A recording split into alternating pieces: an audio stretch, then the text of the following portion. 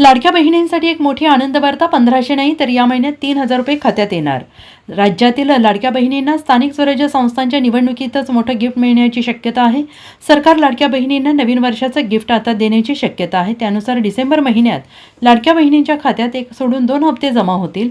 त्यांच्या बँक खात्यात नोव्हेंबर आणि डिसेंबर या दोन्ही महिन्याचे पैसे जमा होतील. बँक खात्यात 1500 रुपये नाही तर 3000 रुपये जमा होतील. डिसेंबर महिन्याची सुरुवात झालेली आहे. आत्तापर्यंत लाडक्या बहिणींना अद्याप नोव्हेंबर महिन्याचा हप्ता मिळालेला नाही. माध्यमातील काही वृत्तानुसार यावेळी नोव्हेंबर आणि डिसेंबर महिन्याचे दोन्ही हप्ते बँक खात्यात जमा होणार आहेत. असे झाले तर लाडक्या बहिणींच्या खात्यात सरकार 3000 रुपये जमा करेल. अनेकांना नोव्हेंबर महिन्याचा सन्मान निधी काम देण्यात आला नाही याची चिंता लागलेली आहे.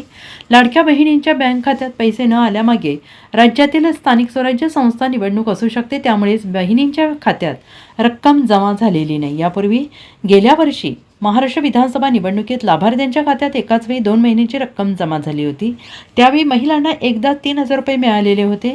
एका अंदाजानुसार पुढील आठवड्यात सरकार लाडक्या बहिणींच्या बँक खात्यात रक्कम जमा करण्याची शक्यता आहे. अद्याप सरकारने याविषयीची कोणतीही अधिकृत घोषणा केलेली नाही. जर तुम्ही अजूनही ई-KYC केली नसेल तर घर बसल्या ही प्रक्रिया पूर्ण करता येईल, अन्यथा तुमचा निधी थांबवण्यात येईल. Bureau report, SBN Marathi, Mumbai.